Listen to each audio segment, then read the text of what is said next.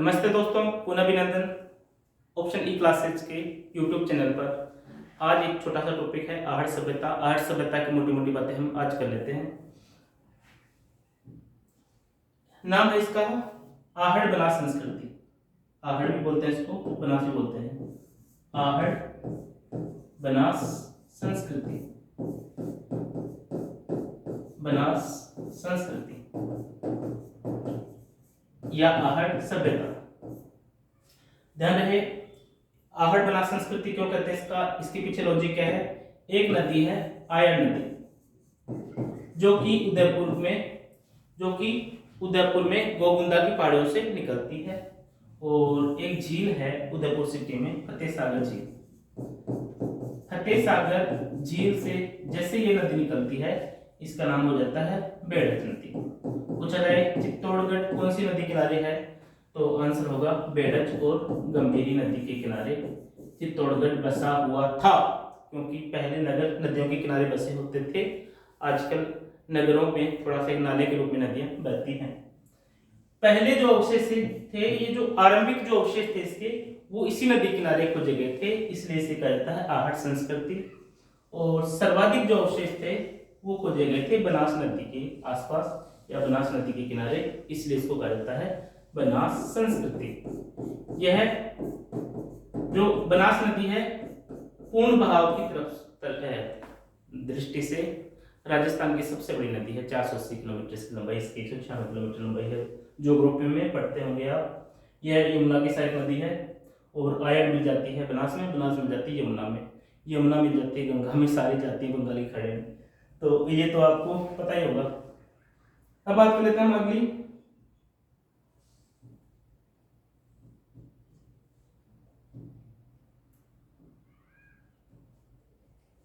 पहला जो सवाल बनता है सभ्यताओं से वो होता है खोज। खोज किसने की?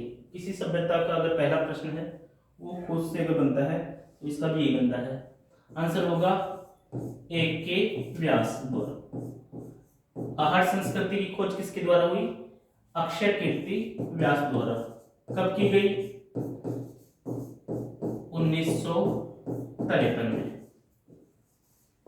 आप याद रखें AHAD आहट। ए से अक्षय कीर्ति व्यास, HD से HD सांकलिया। खोज की बात हो चुकी है क्लियर। खोज की बात होती है उत्खनन। उत्खनन किसके द्वारा हुआ? उत्खनन का अर्थ होता है खुदा जाना, जो कि हम डिस्कस कर चुके हैं। तो इसका उत्खनन हुआ था 2 बार और कितने स्तरों में? आंसर होगा 8 स्तरों में। पहली बार जब इसका उत्खनन हुआ था 1956 में। किसके द्वारा? RC अग्रवाल। वही RC अग्रवाल जिन्होंने गणेश्वर सभ्यता की खोज की थी। ताम्रयुगीन सभ्यताओं की जननी अगर कहा जाए तो आंसर है गणेश्वर सभ्यता। और ताम्र नगरी सभ्यता या ताम्रवर्ती सभ्यता पूछा जाए, आंसर होता है आहट। पहला उत्खनन हुआ था 1956 में RC अग्रवाल के द्वारा, और इसका जो दूसरा उत्खनन हुआ है वो हुआ है 1961 से लेकर के 1972 तक, 1962 टू 1972। किसके द्वारा? आंसर होगा HD सांकलिया, वही आहट वाले। और इनके सहयोगी थे वीरेंद्र नाथ मिश्र, जिनको हम लिखते हैं VN मिश्र के द्वारा। खोज पूछा जाए एक के व्यास के द्वारा। उत्खनन 2 बार हुआ था। पहली बार 1956 में RC अग्रवाल द्वारा, दूसरी बार 1961 से लेकर 1972 तक HD सांकलिया और वीरेंद्र नाथ मिश्र द्वारा। नामकरण की बात कर लेते हैं हम। इसके जो नाम मिलते हैं हमें वो है आघाटपुर।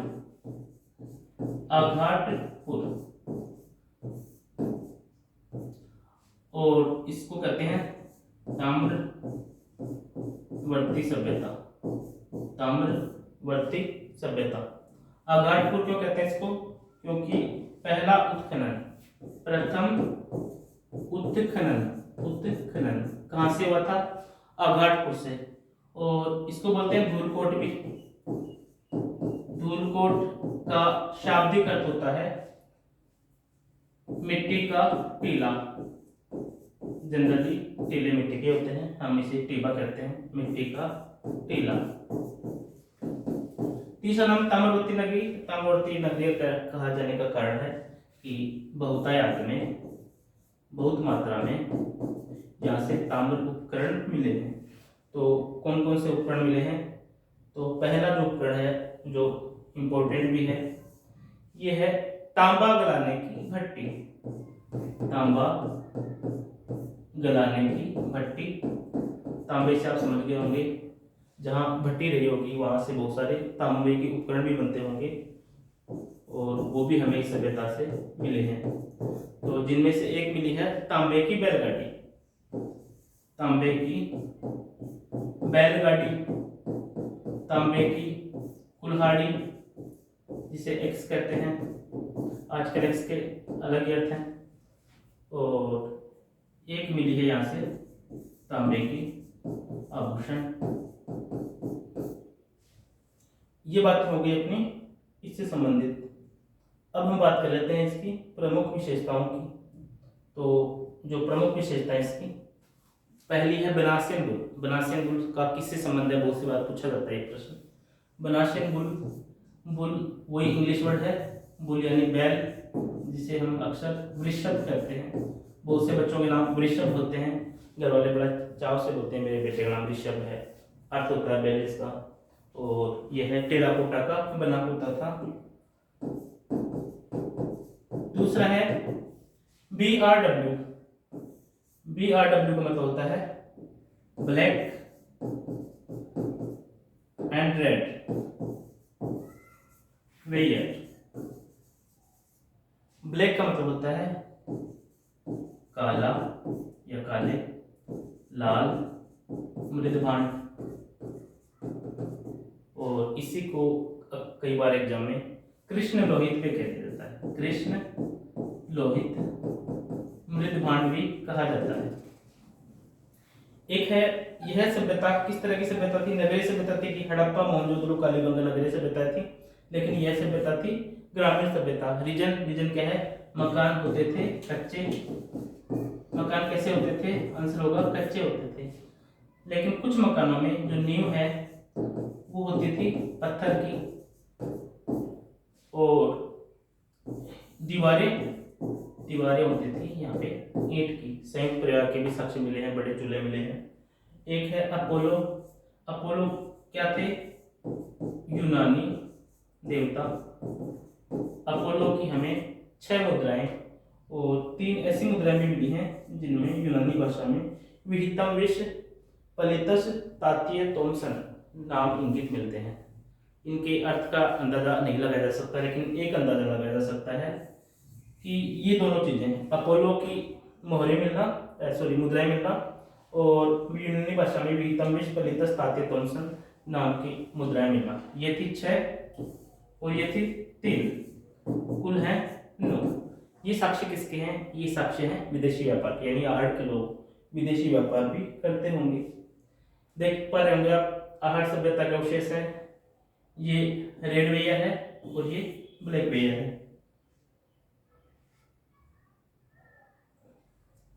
ये आहड़ का संग्रहालय है, म्यूजियम जिसे कहते हैं। अब आहड़ के संबंध में जो प्रश्न पूछे गए हैं जनरली पिछले समय में, उसको डिस्कस कर लेते हैं। आहड़ सभ्यता स्थित है, क्वेश्चन है यमुना, बनास, चंबल, लूनी। तो इसमें तो बहुत ही आसान पूछ लिया। अगला है राजस्थान की बनास संस्कृति संबद्ध है किससे? नवपाषाण, पुरापाषाण, मध्यपाषाण और ताम्रपाषाण। आंसर होगा इसका ताम्रपाषाण से। क्यों? क्योंकि इसको ताम्रवर्ती नगरी भी कहा जाता है और तांबे के बहुत सारे औजार भी यहाँ से मिले हैं। अगला है निम्नलिखित जिले में से किस जिले में आहड़ संस्कृति के अवशेष मिले हैं? तो आंसर होगा उदयपुर। अगला है बनास संस्कृति निम्नलिखित में से किस स्थल से संबंधित है? बनास संस्कृति, ऑप्शन आपके पास बैराट गणेश्वर, जयपुर सीकर, कालीबंगा, आहड़, हनुमानगढ़ और उदयपुर। तो आंसर होगा आहड़। अगला है कौन सा राजस्थान की आहड़ बनास संस्कृति का प्रमुख स्थल नहीं है? ये गिलुंड होना था, मिसटाइप हो गया। गिलुंड, ओजियाना, बालाथल, ये तीनों ही आहड़ सभ्यता के प्रमुख स्थल हैं। कौन सा नहीं है? आंसर होगा लोथल नहीं है। लोथल है गुजरात में। एक है अनाज रखने के बड़े मृद भांड जिन्हें गोरे व कोठे कहा जाता है, किस सभ्यता से संबंधित है? आंसर होगा आहट सभ्यता से, ग्रामीण सभ्यता थी। और प्रमुख अनाज जो था वो था चावल, और चावल के अलावा गेहूं, जौ, बाजरा भी ये लोग खाते थे। ये रह गया था अपने से। अगला है कौन सी वस्तु आहट सभ्यता की इस तरह से संबंधित नहीं है? चावल, चावल यहाँ की प्रमुख खाद्यान्न था।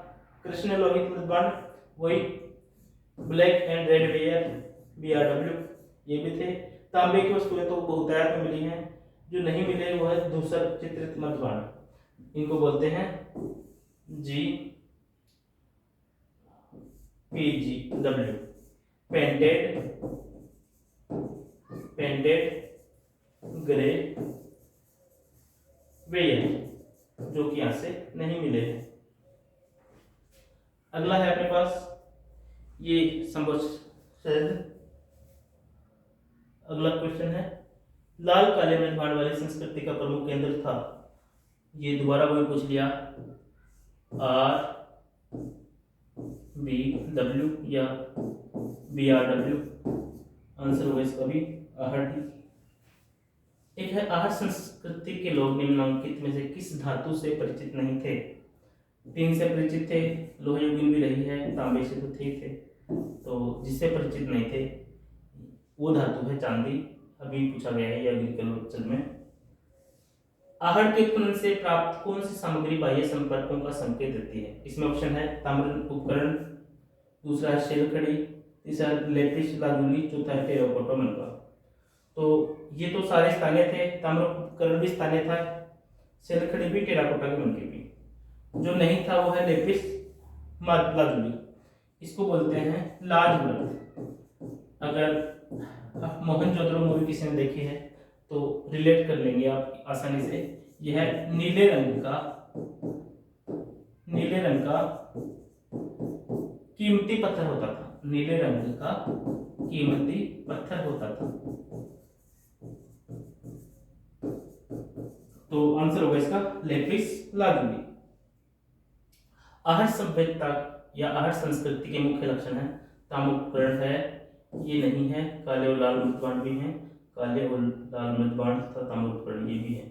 तो ये नहीं, ये अकेला तो नहीं है, ये बिल्कुल ही नहीं है, ये है, लेकिन इसमें दोनों चीजें आ गई, तो आंसर होगा इसका BRW और ताम्र उपकरण। Thank you.